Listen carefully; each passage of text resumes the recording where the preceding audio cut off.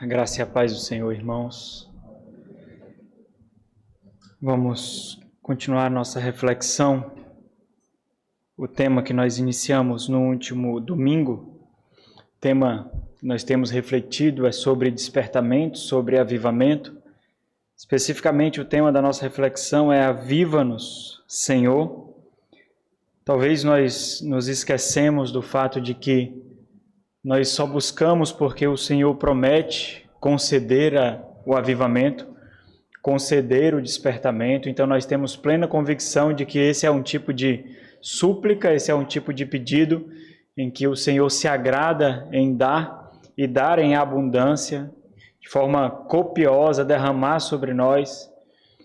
Talvez esse seja um tema em que nós deveríamos gastar bem mais tempo refletindo, mas nós, com a graça de Deus, findaremos a nossa reflexão, que começamos no último domingo, concluiremos hoje, refletindo um pouquinho de como o Salmo 119 nos ensina sobre o despertamento, sobre o avivamento. Talvez tenha sido muito corrompido ou distorcido por emocionalismo no nosso tempo, talvez fruto do profundo desejo mesmo de experimentar da parte de Deus vigor espiritual, transformação profunda, experiências contundentes do Senhor, mas carecendo de direcionamento correto. Então, deixe-me descrever um pouco daquilo que nós refletimos no último domingo. Uma pergunta recorrente durante o sermão é sobre o que significa avivamento e quais as evidências dele. De alguma forma, todos nós conseguimos descrever o que significa o avivamento e quais são as características do avivamento. O autor descreveu o avivamento da seguinte forma: a atividade soberana de Deus, por meio da qual ele renova seu povo individual e corporativamente em vigor, afetando tanto a sinceridade de sua crença quanto a qualidade do seu comportamento. E nós refletimos naquela ocasião sobre algumas características do avivamento. Quais são as evidências de que o Senhor nos visitou com profundo poder, agindo interiormente no nosso coração, nos despertando para Ele mais do que para qualquer outra coisa. Quais são algumas evidências? São inúmeras, mas nós pontuamos 3 aqui: arrependimento, humildade e obediência. Arrependimento, humildade e obediência. Então vamos, antes de continuar, vamos ter mais uma palavra de oração, vamos ao Senhor mais uma vez, suplicando que fale ao nosso coração profundamente, para que essa não seja só mais uma palavra, só mais um sermão. Nosso Senhor e Deus, nós estamos diante de um tema tão desafiador, ó Deus. Nós somos conduzidos de forma tão contundente para distante do Senhor, ó Deus. Nossas agendas são encharcadas, os nossos problemas se colocam diante de nós como se fosse a prioridade na nossa vida, e tudo isso nos faz esquecer do Senhor. Buscamos ao Senhor como solucionador de problemas, como curandeiro, como aquele que deposita as nossas contas os recursos financeiros necessários, e somente para isso, ó Deus. A verdade é que nós não buscamos o Senhor por termos profundo prazer na Tua presença e somente por isso. Por desejarmos mais o Senhor do que qualquer outra coisa, ó Deus, ao ponto de perdermos tudo. Mas se não perdermos a Tua presença, nós estaremos profundamente contentes e satisfeitos. Nós rogamos ao Senhor que fale profundamente ao nosso coração, ó Deus.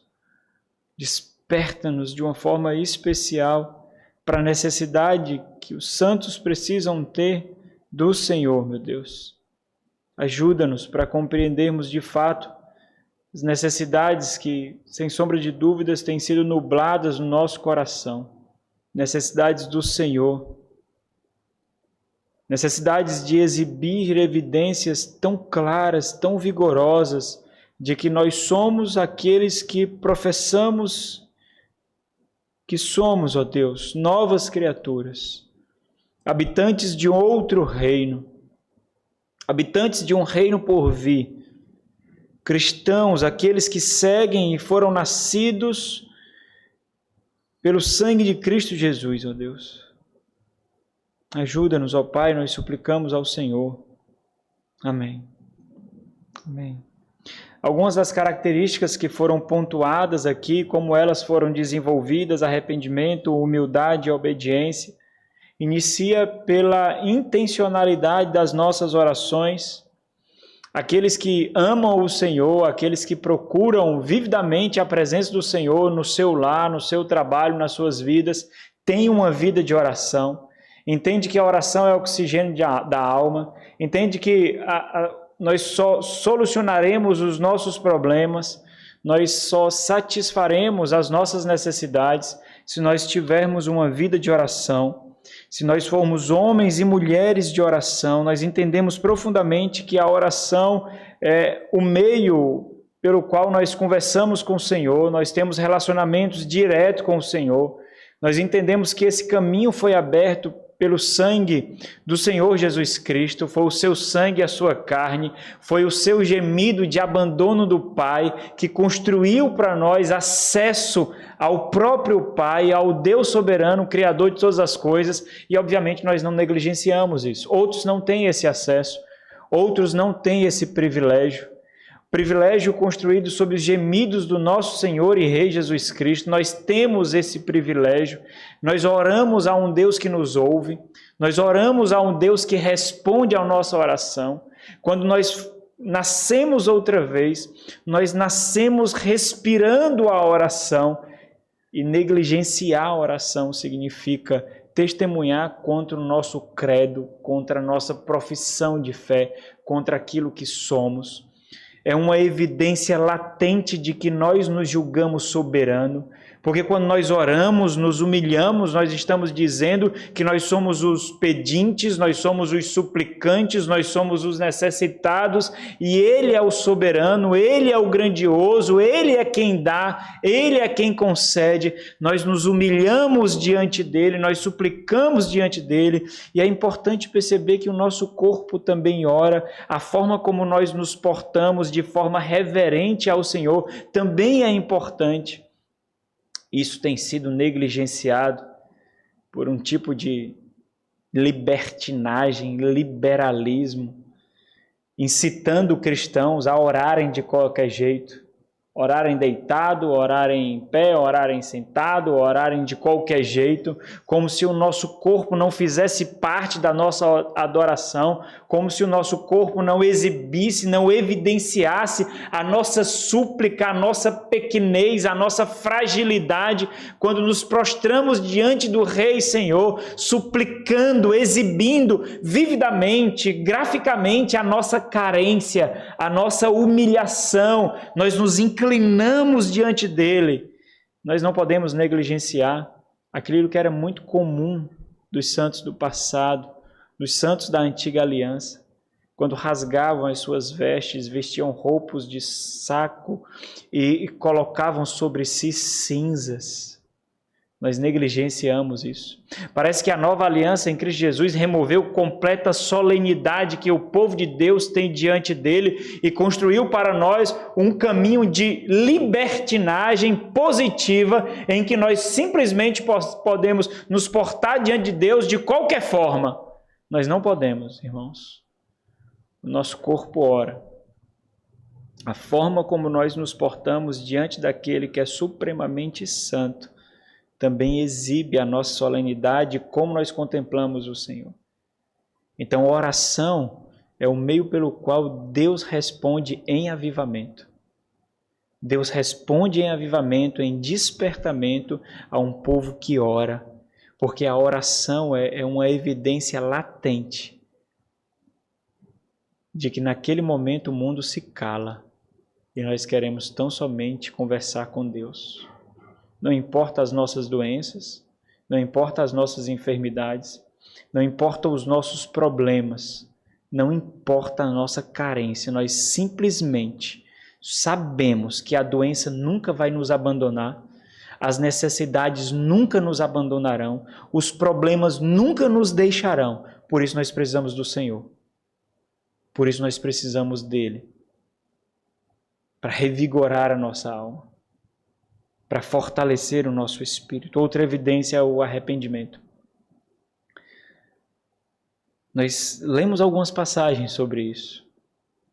O Senhor responde com vigor e glória a um povo que entende quem Ele é. Carente, necessitado. É um povo que precisa de súplica, é um povo que precisa de perdão, é um povo que precisa de misericórdia, é um povo que carece de graça, é um povo que carece de amor, de compaixão, é um povo que carece de Deus. E isso só acontece por entendermos profundamente a nossa pecaminosidade e a profundidade dela. Nós sabemos quem nós somos. Não importa como nós nos vestimos. Não importa o quanto nós procuramos santificação e mortificação.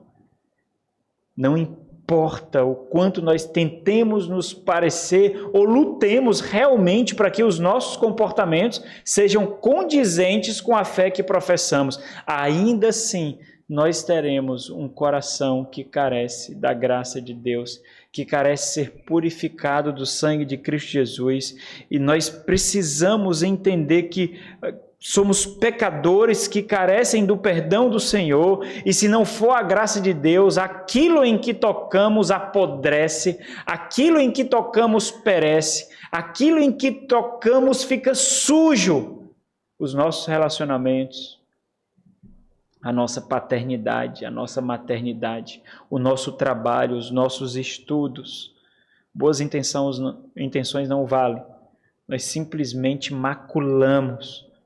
E esse entendimento profundo nos faz receber auxílio do próximo como instrumento de graça para nos levarmos à santificação, como instrumentos do Senhor para moldar em nós aquela imagem que foi corrompida, aquela imagem que foi distorcida na queda, quando o pecado adentrou no mundo, e nós recebemos as exortações, a supervisão, as orientações dos nossos irmãos como meio de graça, e não nos portamos altivamente como se nós não tivéssemos pecado, como se nós não errássemos, como se nós não vacilássemos, e nós entendemos de fato que para pecadores convictos reputação não vale nada. Nós somos piores do que os nossos irmãos conseguem nos enxergar. Eles não conseguem ver aquilo que escondemos de forma tão perfeita no nosso coração. Se é uma coisa que nós fazemos perfeitamente é esconder o nosso pecado. Até bombas explodirem na nossa família, bombas explodirem no nosso trabalho, nos nossos relacionamentos, na nossa igreja, mas se é algo que nós conseguimos fazer de forma tão vigorosa, é isso. Perfeitamente, é esconder quem nós somos. Vocês não sabem o que eu sou e quem eu sou. Eu sou profissional em esconder os meus pecados. Sou profissional em esconder a minha maldade. Consigo fazer isso de forma muito vigorosa. Esse profundo senso disso nos faz entender que nós precisamos do Senhor. E isso nos leva naturalmente a outra evidência, que é a humilhação. Nós nos humilhamos diante do Senhor porque nós sabemos que não temos nada para apresentar diante dele ao ponto de exigir dele alguma coisa. Fiz menção a uma pregação do pastor Cleito Gadelha, muitos anos atrás, quando ele pregou no texto de Isaías, o clamor de Isaías, pedindo para que o Senhor o visite de forma especial, para que o Senhor o visite de forma vigorosa e o Senhor o desperte e o Senhor atinja o povo, infundindo no povo a mesma santidade que é própria de Deus, que é característica de Deus, e ele suplicando para que houvesse naquele instante um acontecimento cósmico e que os céus fendessem e abrissem o portal para diante da presença do Senhor e o Senhor descesse em glória e visitasse um povo impenitente com a sua presença, simplesmente por causa da fidelidade da sua palavra.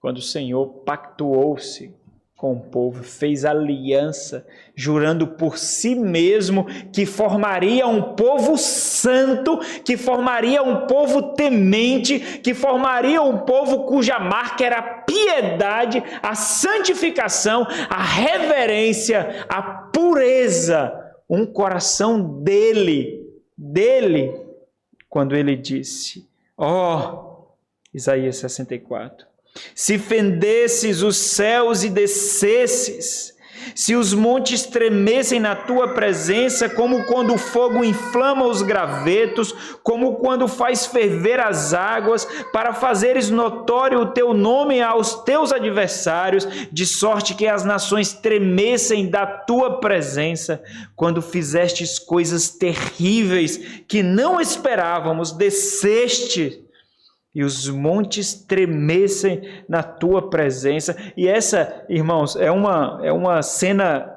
grandiosa de que aquele povo não tremia diante da presença de Deus, mesmo que os montes tremam diante da presença dele, mas ali está um povo padecendo em cativeiro que não temeu diante da presença de Deus.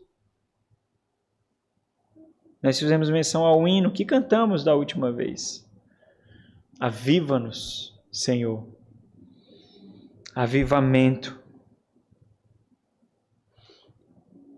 O fato é, irmãos, que nós não estamos falando de algo distante. Nós cantamos sobre despertamento. Nós fazemos leituras bíblicas sobre avivamento.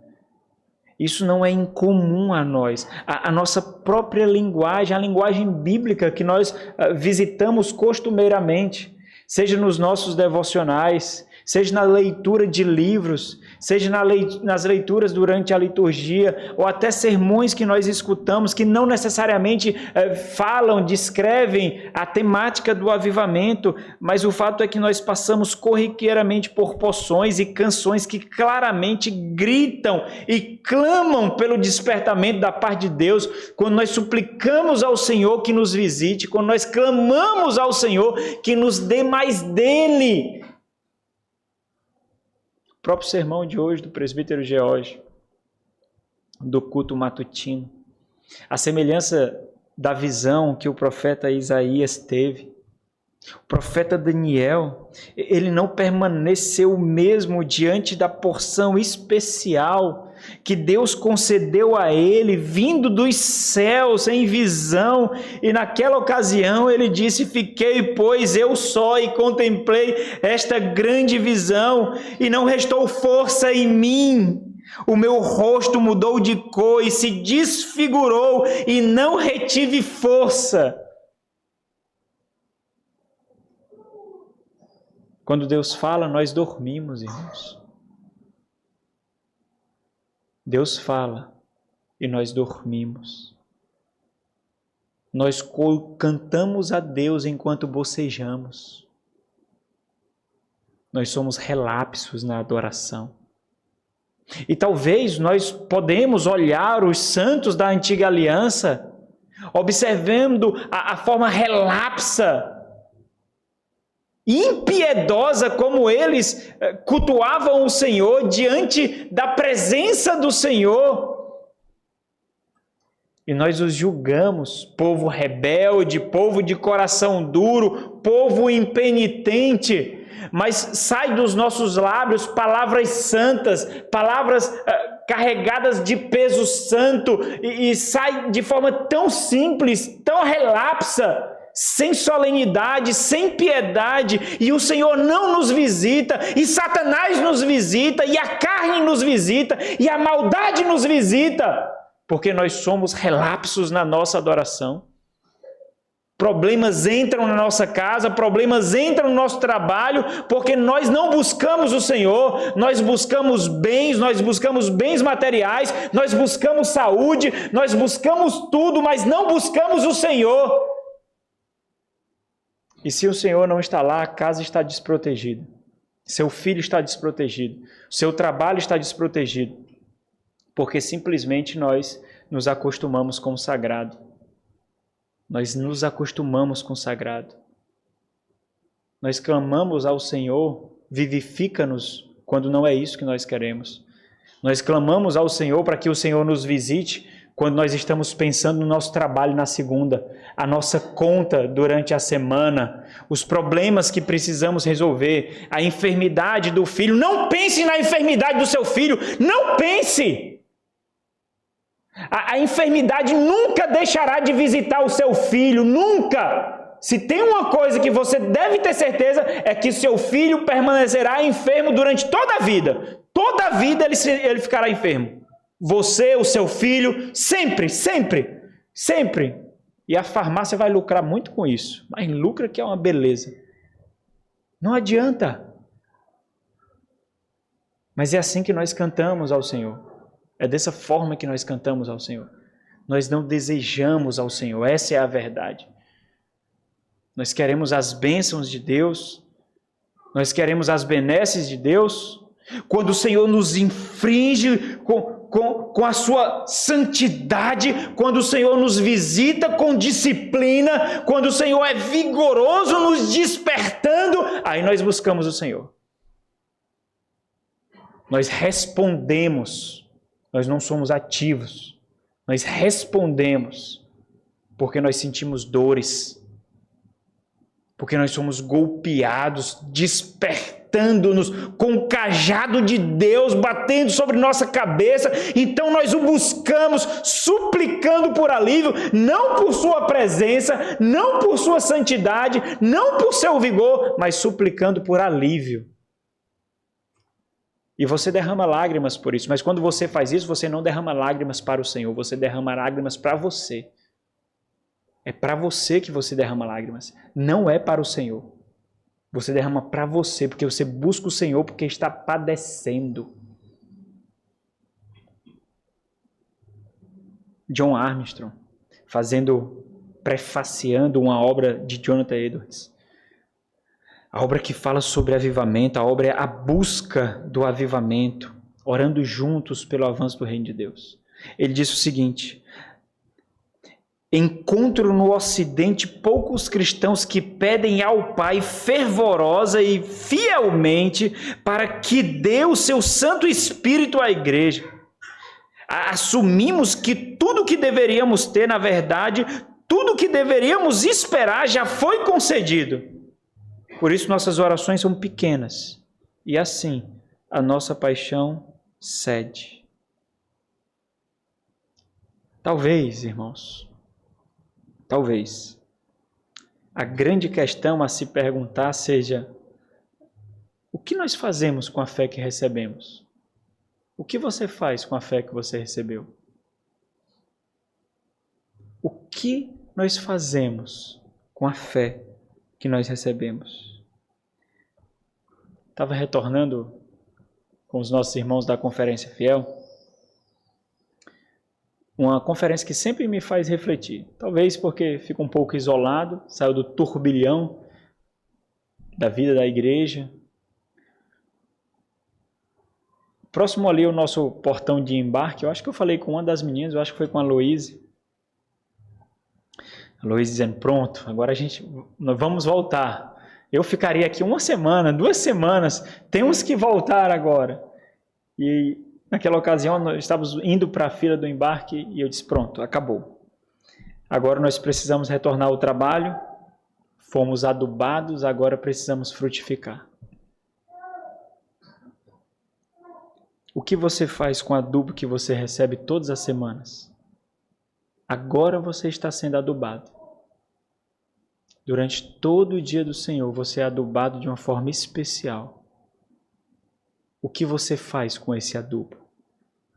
Ele serve de ansiolítico para lhe dar paz diante do fato de que você é crente, salvo, tem o Espírito Santo da promessa, tem a Deus como Pai, Jesus Cristo é o seu justificador. O que você faz com o adubo que você recebe?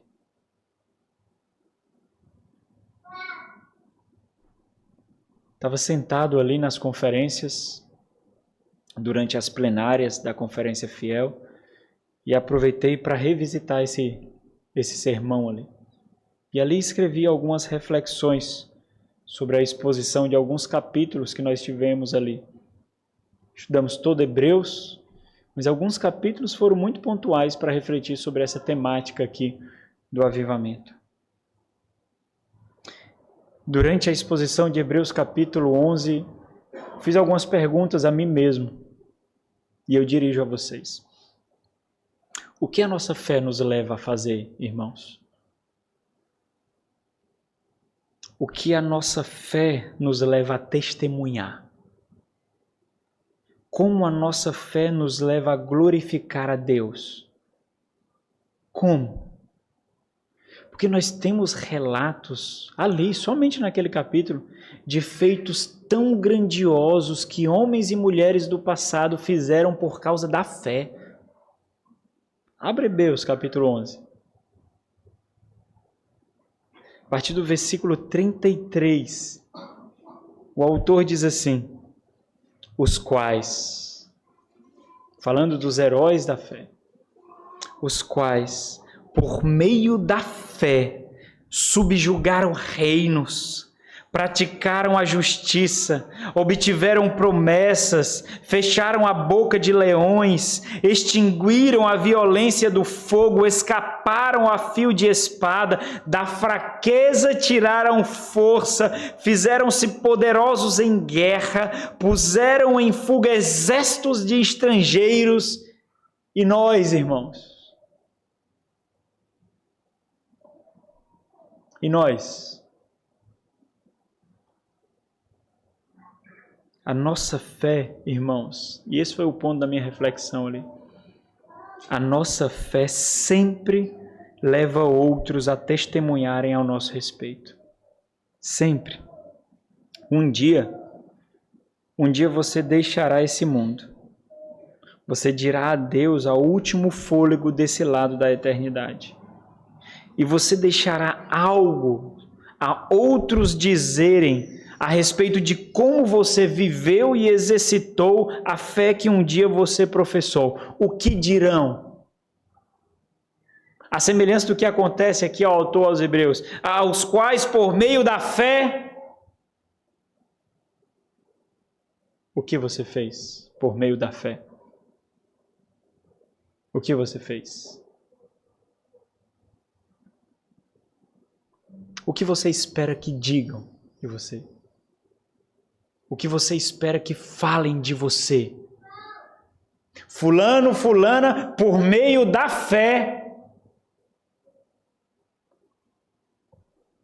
Será que dirão, como disseram de tantos santos do passado, Hebreus 11:38, homens ou mulheres dos quais o mundo não é digno, errantes pelo deserto, pelos montes, pelas covas, pelos antros da terra, homens dos quais o mundo não é digno. Tem descrição mais valorosa do que essa? O mundo o teve, foi abençoado por ele, mas não foi digno dele. Mas infelizmente, irmãos, a verdade é que não é estranho os absurdos contraditórios em nosso meio. De que a nossa fé, ela não serve como uma caneta piedosa que escreve nossa biografia em linhas e letras de santificação, devoção e mortificação. Simplesmente porque nós estamos em meio a uma geração de crentes e membros de igreja que pervertem, que deturpam, que distorcem a lei de Deus, que a vontade expressa de Deus é simples, irmãos, é simples, como acontece hoje. Nós não concordamos, então nós modificamos. Nós não concordamos, então nós mudamos. Nós atribuímos a nossa modificação a uma linguagem melosa, nós usamos uma linguagem melosa, uma linguagem mansa, delicada. Então, dessa forma, nós nos pareceremos piedosos, mesmo sendo perversos e pervertidos. Isso acontece com a naturalidade incrível. Observe a facilidade com que isso acontece justamente com aquilo que Deus diz é bom. Tem temas das Sagradas Escrituras, tem características, ordenanças, mandamentos das Sagradas Escrituras em que Deus diz claramente, não precisava disso, obviamente, mas Deus diz claramente, é bom. E então nós estamos em meio a um mar de crentes, pastores e igrejas que simplesmente pervertem e dizem que não é bom. Observem como isso acontece.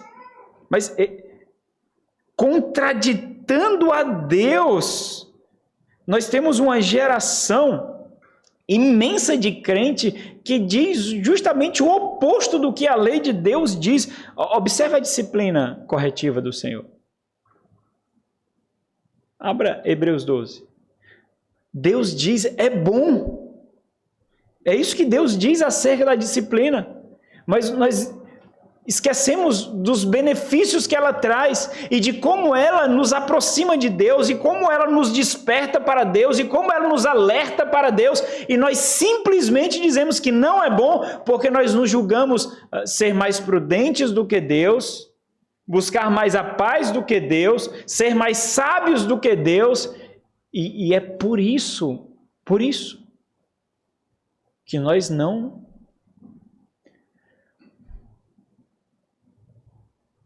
matamos a nossa pecaminosidade. Nós não matamos. Hebreus 12, 5 diz assim: e estáis esquecidos da exortação que, como a filhos, discorre convosco, filho meu, não menosprezes a correção que vem do Senhor, nem desmaieis quando por ele és reprovado, porque o Senhor corrige a quem ama e açoita todo filho a que recebe. Observa, a quem ama vê as provações, as dificuldades, as lutas, vê as renúncias, as atrocidades que acontecem em nosso meio, não como algo cujo pai não vê, mas entendendo perfeitamente que o nosso Deus é o nosso Pai, o Senhor soberano, que vê todas as coisas, e isso vem para nós como instrumento de mortificação.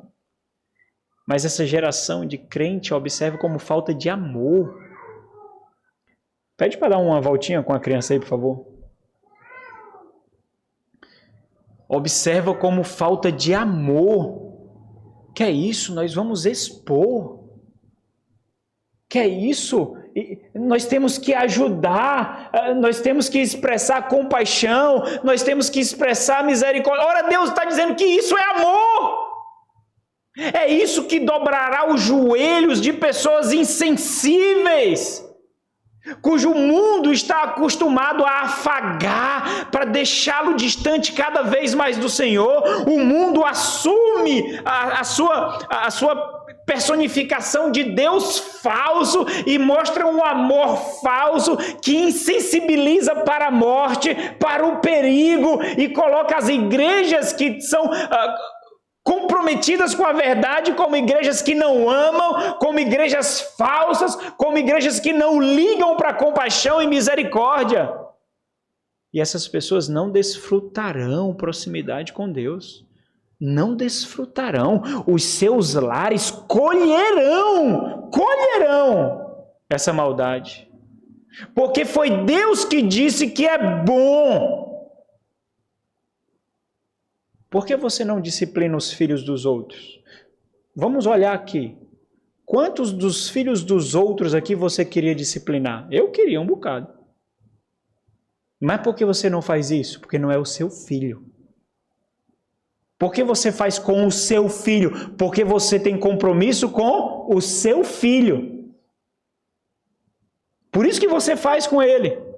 Por isso que você não faz com outra criança, você faz com o seu filho. E isso é amor.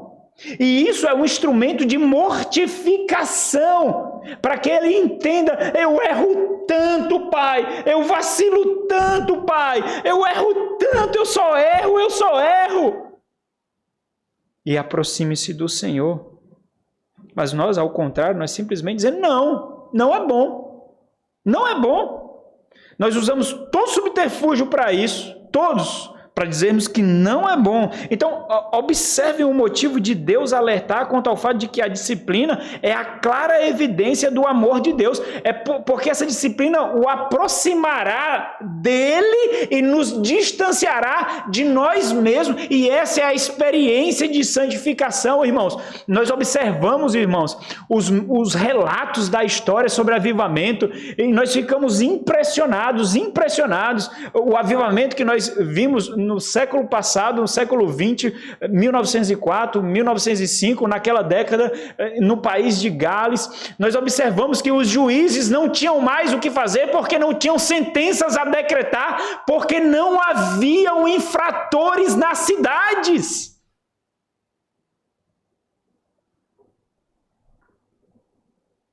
A profunda experiência de que eles os fizeram os despir deles mesmos, buscando a santidade de Deus, entendendo o seu flagelo. A importância disso, irmãos, reside no fato de ser esse um instrumento vivificante e revigorador da parte de Deus. E isso quer dizer que negligenciá-lo significa viver o oposto do despertamento de Deus. Eu sou bom, eu não erro. A culpa não foi minha, não foi eu que vacilei, não pedirei perdão, esperarei ele vir, foi ele que errou.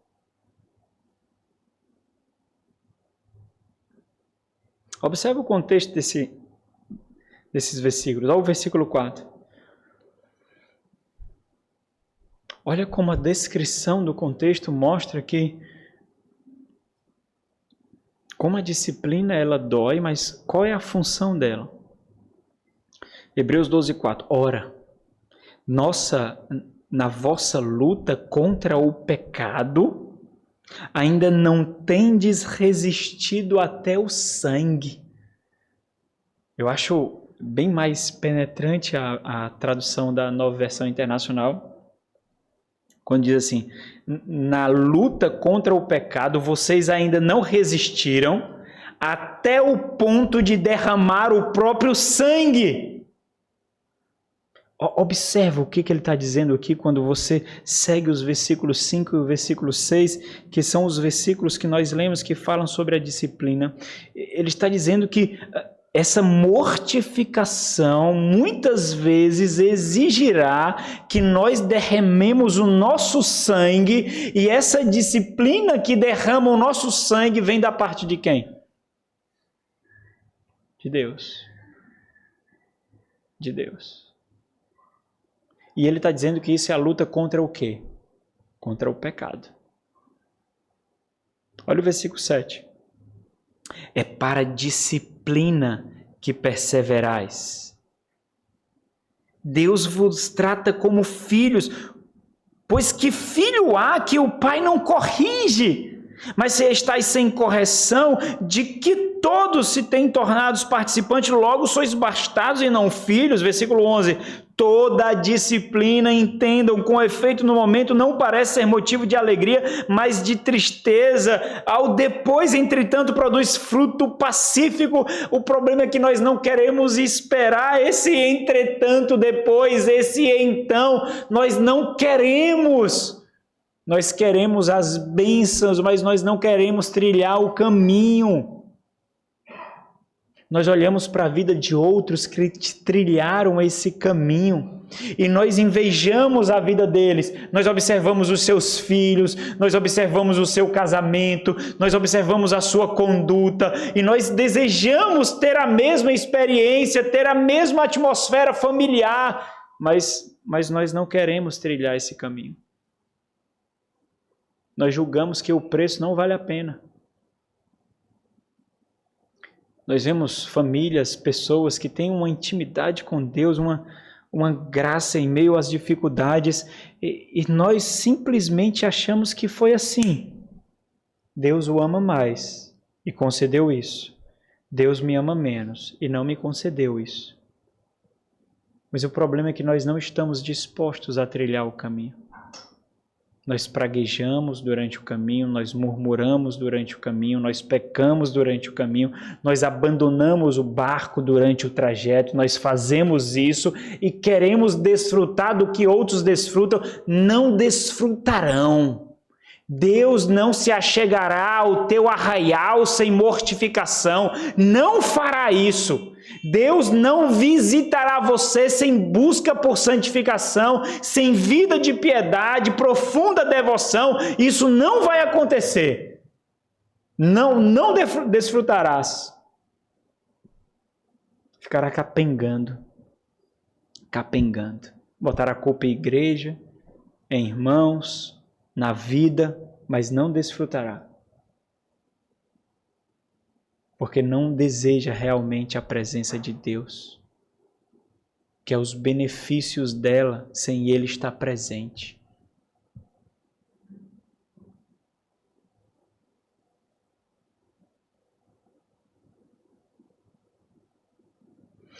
O restante do contexto é muito importante também, porque a disciplina nesse derramamento de sangue por purificação é justamente o preparo para que nós estejamos na presença de Deus. É o versículo 14. Segui a paz com todos e a santificação, sem a qual ninguém verá o Senhor. Versículo 28. Por isso, recebendo nós o reino inabalável, retenhamos a graça pela qual sirvamos a Deus de modo agradável, com reverência e santo temor, porque o nosso Deus é fogo consumidor. E é muito interessante a percepção do que isso significa, irmãos. Observe como essas afirmações são tão belas para aqueles que são filhos, mas ao mesmo tempo tão temerosas para aqueles que não são filhos, para aqueles que são bastardos. Por quê? Entenda isso. Porque a presença de Deus, e essa é uma citação de Deuteronômio capítulo 24, capítulo 4, que faz referência à segunda descrição de Moisés no monte, na presença de Deus, para receber a lei de Deus. Essa descrição mostra que a presença de Deus destrói a carne, destrói o mal, destrói o pecado, a perversão e a impiedade, para que os filhos de Deus sejam santificados e estejam na sua presença. Então, dessa forma, para nós, filhos, Deus é fogo santificador. Para os ímpios, é fogo destruidor, que é isso que significa. Fogo consumidor, fogo destruidor. Domingo passado eu perguntei aos irmãos, o que significa avivar?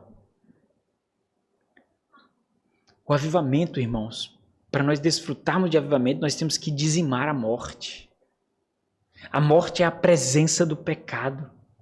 Uma vida sem vida, um lar sem vida, uma família sem vida, um dia sem vida, longe da presença de Deus, onde impera o pecado. E nós nos contentamos com pequenos momentos da presença de Deus, quando nós vamos ao culto, quando nós temos um encontro marcante com a presença de Deus, numa palavra penetrante, no louvor penetrante, mas nós nos contentamos somente com isso e esperamos o próximo culto para que isso aconteça. O Senhor não nos encontra no nosso lar como deveria. Porque também nós não fazemos nada para que isso aconteça. Nós falamos da tentativa de fabricação de avivamentos, como os apelos. Quem quer aceitar Jesus aqui? Levanta a mão. Quem quer aceitar Jesus? Quem quer entregar a vida hoje para Jesus? Quem ouviu a sua palavra e não endurecerá o seu coração, então vem aqui até a frente, aceite Jesus, subterfúgio criado no século passado para mascarar avivamentos hipócritas e falsos.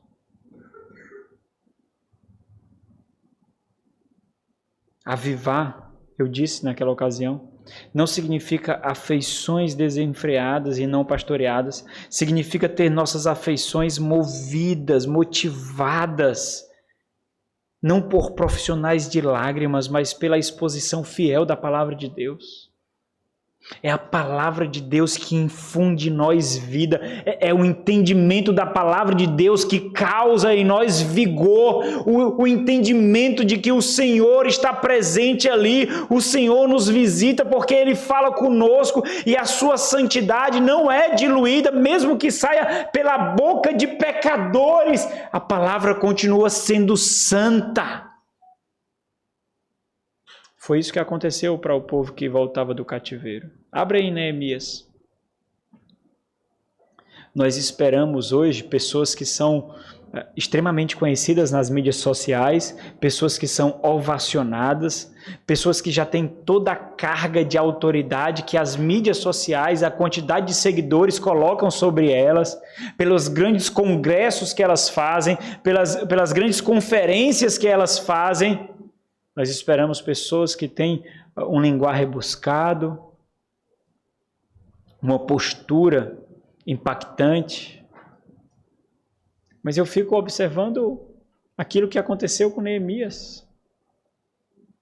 Sem todos esses artifícios oratórios que nós temos hoje, para acordar almas adormecidas, almas que estão tão encharcadas desse mundo que não conseguem enxergar a Deus, não conseguem ver Deus. Neemias capítulo 8 diz assim: em chegando o 7º mês, e estando os filhos de Israel, lembra o que está acontecendo aqui? Esdras e Neemias está conduzindo o povo para o retorno a Jerusalém, para a reconstrução da cidade santa. O povo estava retornando do cativeiro. Em chegando o 7º mês, e estando os filhos de Israel nas suas cidades, todo o povo se ajuntou como um só homem na praça, diante da porta das águas, e disseram a Esdras, o escriba, que trouxesse o livro da lei de Moisés, que o Senhor tinha prescrito a Israel. Esdras, o sacerdote, trouxe a lei perante a congregação, tanto de homens como de mulheres, e de todos os que eram capazes de entender o que ouviam. Era o 1º dia do 7º mês. E leu no livro diante da praça que está à fronteira à porta das águas, desde a alva até o meio-dia. E aí, vocês tinham dormido já? Desde o amanhecer até o meio-dia, ele leu, irmãos. Ele leu. Vocês estão entendendo? Ele não gritou como eu estou fazendo, não, para você acordar. Ele leu. Um dia eu vou fazer uma experiência aqui. A minha pregação é toda escrita, toda. Eu escrevo tudo. Ao contrário do que muitos professores dizem que não deve fazer, mas eu faço. Eu escrevo tudo. Vou chegar aqui um dia e vou ler. Só ler. Para ver quantos ficam acordados no final dela. Vou só ler ela. Ele leu desde o amanhecer até o meio-dia, irmãos. Olha o que foi que aconteceu. Olha o que foi que aconteceu. Qual é o versículo que eu estou? Qual? 3, né? Pronto.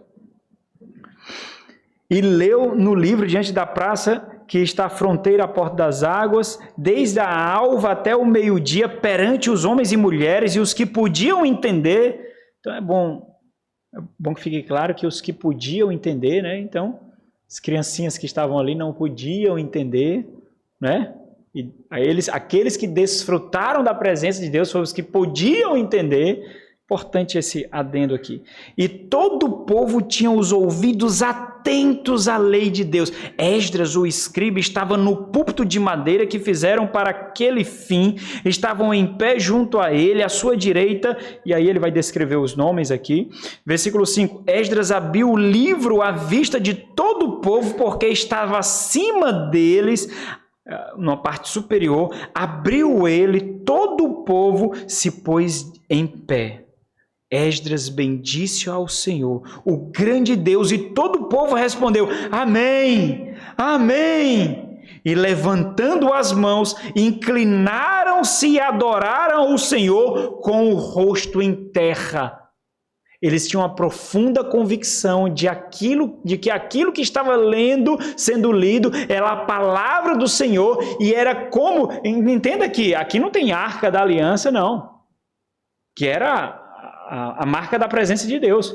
Eles abriram o livro da lei, e quando o livro da lei estava sendo lido, era como se o próprio Deus estivesse presente aí, e eles se humilharam diante de Deus, inclinaram-se diante de Deus, com uma postura servil e humilhante. Versículo 8. Leram no livro, na lei de Deus, claramente, dando explicações, de maneira que entendessem o que liam. Neemias, que era o governador, e Esdras, o sacerdote e escriba, e os levitas que ensinavam todo o povo, lhe disseram: Este dia é consagrado ao Senhor vosso Deus. Pelo que não pranteeis, olha o que foi que aconteceu, pelo que não pranteeis, nem choreis, porque todo o povo chorava ouvindo a palavra de Deus. Versículo 10, disse-lhes mais: Ide, festejai, o que ele vai dizer? Comei carnes gordas, tomai bebidas doces e enviai porções aos que não têm nada preparado para si, porque este dia é consagrado ao nosso Senhor. Portanto, não vos entristeçais, porque a alegria do Senhor é a vossa força. Os levitas fizeram calar todo o povo, dizendo: Calai-vos, porque este dia é santo, e não estejais contristados. Então todo o povo se foi a comer, a beber, a enviar porções e a regozijar-se grandemente, porque tinham entendido as palavras que lhes foram explicadas. E a pergunta natural é: irmãos, por que eles choravam? Por que eles choravam, irmãos? Por que eles choravam diante da exposição da lei de Deus? A lei era lida, porções explicavam, o povo se humilhava e chorava. E Esdras gritava: o Senhor nos visita novamente, o Senhor se agradou de nós novamente, a aliança do Senhor permanece firme, nós ainda somos povo pactuado com o Senhor. Não choreis, festejeis, não choreis. Mas eles não paravam de chorar. Os levitas tiveram que admoestar cada um: pare de chorar, mas eles não suportavam e continuavam chorando. Porque a lei de Deus exibe corações, irmãos. Era por isso que eles choravam. A lei de Deus mostra que você não é tão bonitinho como você gosta de transparecer. Sabe aquelas pessoas que lhe elogiam? Você está tão bonita hoje. Olha como você está bonita. Olha, você está tão bem vestido. Olha, você emagreceu, não foi? Você está tão bem vestido. Não se engane. Você é feio. Feio. Podre. Você é podre. Não se engane. Não permita que entulhos sejam colocados no seu coração. Você é feio, podre, mau. E a lei de Deus exibe isso. Exibe isso. Quando a lei de Deus é exposta, você se depara com quem você é. Com quem você é. E você não suporta. Você diz: eu sou assim, Deus. Esse sou eu. Não. E você dobra. Triste. Impactado pelo fato de que, como o Senhor ainda mantém aliança comigo. Como? Com essa feiura e podridão. John Owen, disse o seguinte: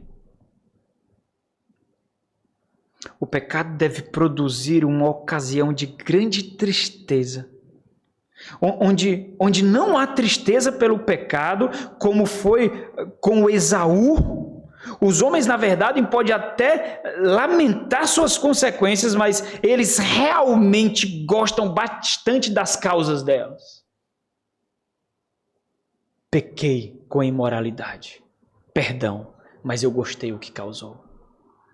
É isso que dizem. Quando não há profunda agonia, quando não há profunda tristeza, lembram, rememoram a causa da desgraça, sentindo gozo, satisfação.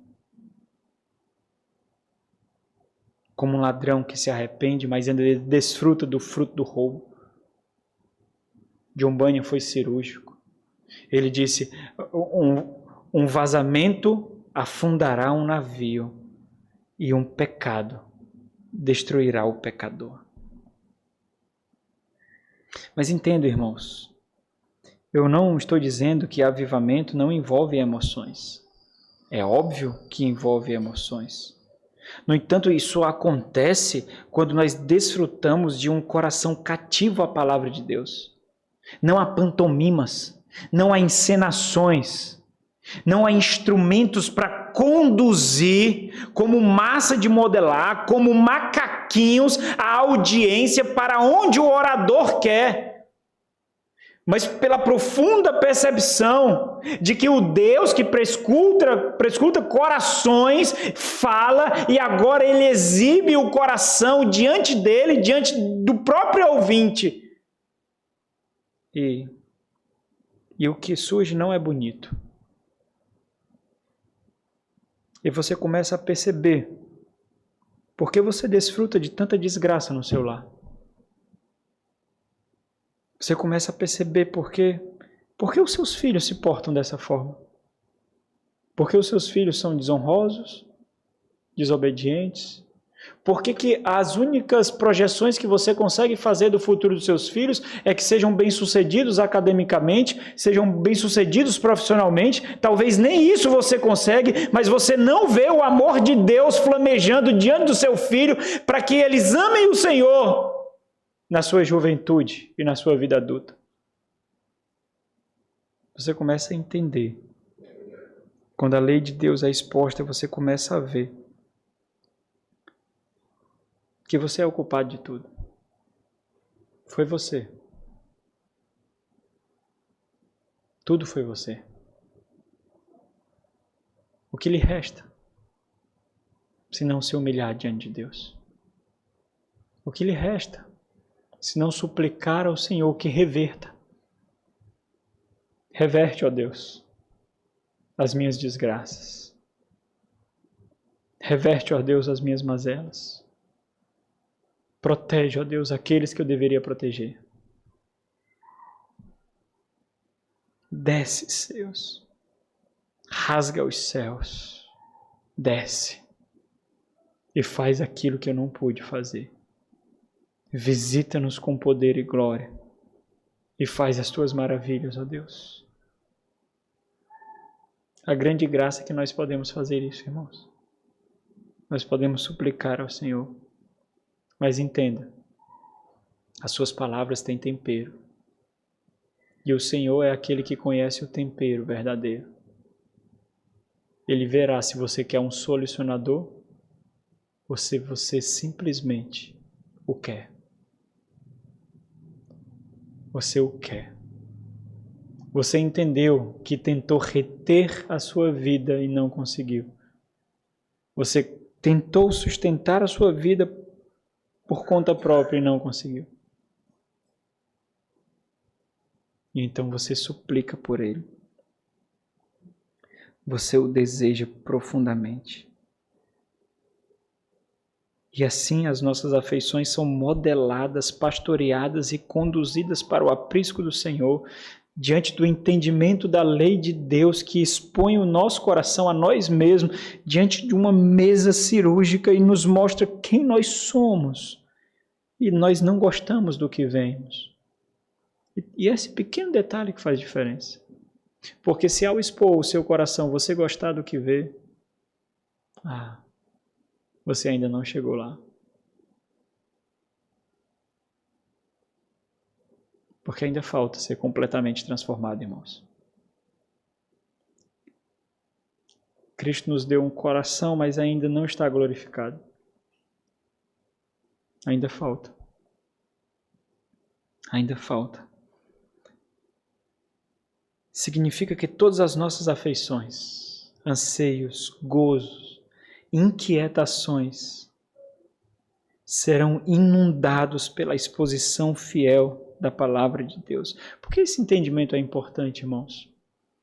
Porque, embora envolva as nossas afeições, as nossas emoções, não pode se restringir a isso.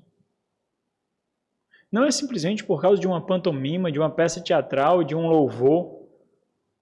Não pode se restringir a isso, porque caso contrário, uma experiência emocional mais forte suplantaria a nossa experiência de intimidade com Deus. É isso que acontece. Diante de sermões bem estruturados, com oradores bem preparados, no final, no auge das emoções afloradas, então vem o apelo. Quem quer aceitar Jesus? Ora, quem é que vai dizer que não quer aceitar Jesus, irmãos? Quem vai dizer que não quer aceitar? Quem vai dizer que não quer entregar a vida a Jesus? Quem vai dizer? Sabe por que muitos não entregam a vida a Jesus diante de apelo? Porque eles entenderam que entregar a vida a Jesus naquele contexto significa se comprometer com a igreja. Mas se não fosse isso, todos entregariam a vida a Jesus. Mas eles entenderam que entregar a vida a Jesus significa se comprometer com a igreja. Então eles não entregam ali. Mas se residisse somente no fato de que você entrega a vida a Jesus sem ter qualquer compromisso, todos abririam os corações.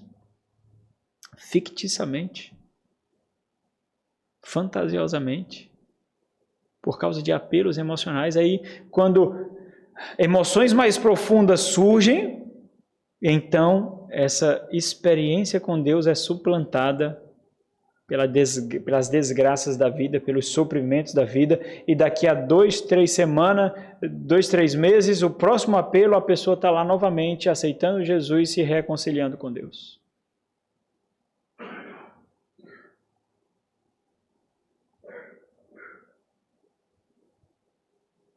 E eu não vou acabar hoje de novo. Quarta-feira eu continuo. Bom? Quarta-feira nós vamos entrar no Salmo 119. Vou esperar o próximo domingo, porque não tem texto para o próximo domingo. Tem pouco texto para o próximo domingo. Próximo domingo a pregação é mais prolongada. Então quarta-feira eu prego de novo. Vamos falar sobre avivamento, especificamente mostrando como o Salmo 119 descreve o avivamento. Vamos orar. Nosso Senhor, Deus de graça e misericórdia, existem tantos entulhos, ó Deus, no nosso coração. Nós aprendemos a escolher pedras especiais desses entulhos para pintá-las de douradas, como se elas fossem agradáveis ao Senhor, mas não são, ó Deus. Ó Senhor, só Tu sabes, ó Pai. Nós erramos tanto que até mesmo nós nos confundimos. O que nós estamos fazendo de correto? O que nós estamos fazendo de errado? Nós erramos tanto, ó Deus, até mesmo nós nos confundimos aquilo que devemos tirar. Oh, meu Deus, tem misericórdia de nós, Senhor. Mostra-nos a nossa pecaminosidade, a nossa sujeira, a nossa maldade. Mostra-nos os nossos flagelos. Mostra-nos o quanto nós carecemos de Ti, ó Deus, o quanto a nossa negligência rende ervas daninhas, cardos e abrolhos na nossa família, na nossa vida, nos nossos relacionamentos, ó Deus, e que nós possamos nos despertar para o fato de que nós só precisamos do Senhor, ó Deus. É só do Senhor que nós precisamos, Pai. Não importa se ainda continuaremos enfermos, Não importa se ainda continuaremos endividados, não importa se ainda continuaremos com problemas não resolvidos, não importa. O que importa é que tudo isso nos alertou para o fato de que, se nós estivermos contentes com o Senhor, o mundo pode desabar ao nosso redor, ó Deus. Oh, meu Deus, faz as tuas maravilhas, ó Deus, que nós somos tenazmente hábeis para desgraçar, ó Deus. Ó Senhor da glória, reverte as maldades que fazemos, ó Deus. Reverte, ó Deus, as destruições que causamos com o nosso pecado. Reverte, ó Pai, e que seja um testemunho de glória para o Senhor, Deus. Que seja um testemunho de glória para o Senhor, meu Pai. Somente para Ti, ó Deus. Ser glorificado nos nossos gemidos, assim como foi com o Teu Filho, nas nossas lágrimas, assim como foi com o Teu Filho. Nós não somos melhores do que Ele, ó Deus, nós não somos. Ser glorificado em nós, ó Deus, e nos dá a graça da Tua presença contundente no nosso lar, ó Deus. Aonde nós estivermos, em nome de Jesus, rogamos a Ti, suplicamos a Ti. Amém.